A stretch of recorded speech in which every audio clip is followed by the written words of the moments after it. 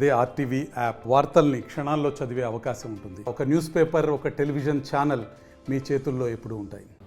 ప్రజల యొక్క నీరాజనాలతో సాగుతున్న బస్సు యాత్ర ఎప్పుడైతే బస్సు యాత్ర సూపర్ హిట్ అయ్యి అలాగ వస్తుందో, రోజు రోజుకి దినదినాభివృద్ధి చెందుతూ ప్రజల యొక్క మద్దతుతో నడుస్తున్న బస్సు యాత్ర అది ఓరవలేక చంద్రబాబు నాయుడు గారు అతను రాజకీయం అంతా కూడా కుట్లిమైన రాజకీయం, కుతంత్రాలతో నడిపిస్తున్న రాజకీయం.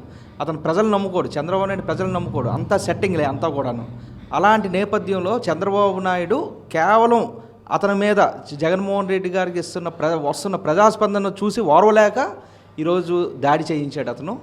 ఆ దాడి అది ప్రజాస్వామ్యానికి అసలు అది కరెక్ట్ కాదు, అది మంచి పద్ధతి కాదు. ప్రజాస్వామ్యంలో ఎప్పుడూ కూడా అందరికీ మంచి చేకూర్చేలా ఉండాలి తప్పించి ఇలాంటి చిన్న చిన్న దాడులు ఇలాంటి చేయడం వల్ల అతనే నష్టపోతాడు తప్పించి చంద్రబాబు నాయుడే నష్టపోతాడు, కానీ జగన్మోహన్ రెడ్డి గారికి ఏది కాదు. అందుకే జగన్మోహన్ రెడ్డి గారికి దెబ్బ తగిలిన తర్వాత కూడా అతను అంటే ఒక హీరోలాగా అతను బయటకు వచ్చి హాస్పిటల్కి వెళ్ళి మళ్ళా యాత్ర సాగించే తీరు అది అందరికీ కూడా ఒక గూస్ బంప్స్ వచ్చింది. అదే కాకుండా మీరు చూడండి, మన ప్రధానమంత్రి గారు వెంటనే ట్వీట్ చేశారు. అతనికి కూడా తెలుసు, ఎందుకంటే చంద్రబాబు నాయుడు ఏదైనా సరే టర్నింగ్ చేసేస్తాడు, అటు డైవర్ట్ చేసేస్తాడు. ఆ డైవర్షన్ అనేది రాకుండా ఉండడానికే మోడీ గారు వెంటనే ట్వీట్ చేశారు. అలాంటి సంస్కృతి కూడా పాటించకుండా ఈరోజు చంద్రబాబు నాయుడు ఈనాడు పేపర్ చూస్తే ఈనాడు పేపర్లో రాశాడు ఏమనంటే భద్రతా లోపం అని చెప్పి రాసి ఒక స్టేట్మెంట్ ఇచ్చాడు. కిందేమో వాళ్ళ పార్టీ అధ్యక్షుడు అచ్చెన్నాయుడు గారితో 2.0 అని చెప్పేసి కోడికత్తి 2.0 అని చెప్పేసి హేళనగా మాట్లాడేస్తున్నాడు. అదే చెప్తున్నాను కదా, చంద్రబాబు నాయుడు అంతా అంటే అతనికి ఒక ఫీలింగ్స్ ఉండవు. అతను ఎలక్షన్ స్టంట్ చేయాల్సిన అవసరం ఎందుకు వచ్చింది? మాకు ఎందుకు వస్తుంది? ప్రజలు బ్రహ్మరథం పెడుతున్నారు. బ్రహ్మరథం పడుతున్న సందర్భంలోనే ఇలాంటి స్టంట్స్ ఎవరు కూడా చేయరు. కేవలం ఏంటంటే చంద్రబాబు నాయుడు ఇలాంటి స్టంట్లు కూడా చేస్తుంటాడు. అలిపిరి ఘటన ఇలాంటి ఈ స్టంట్లన్నీ కూడా అతను మంచి నేపథ్యం ఉన్న రాజకీయవేత్త.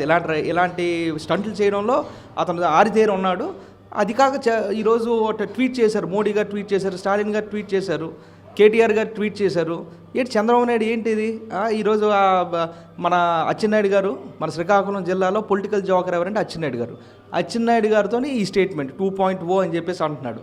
అచ్చెన్నాయుడు గారికి మేము కూడా బోల్డ్ అనొచ్చు, మీ అన్నయ్య గారు అప్పుడు అలాగే బాంబ్ బ్లాస్ట్ అని అవన్నీ కూడా స్టంట్లు అని చెప్పి అనొచ్చు. అది కాదు.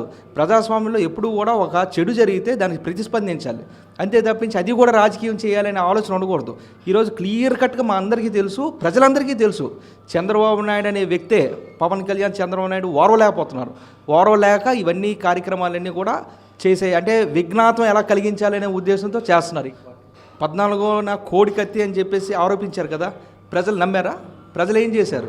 ప్రజలందరూ కూడా బ్రహ్మరథం పెట్టారు. ఈరోజు కూడా 2024లో జరగబోయే ఎలక్షన్స్లో కూడా మీరు ఏదైతే ప్లాన్ చేశారో కోడికత్తిలాగా ఇప్పుడు మీరు ప్లాన్ చేశారో అది మనం తిప్పుకొట్టి ప్రజలందరూ కూడా జగన్మోహన్ రెడ్డి గారు వెంట ఉంటున్నారు.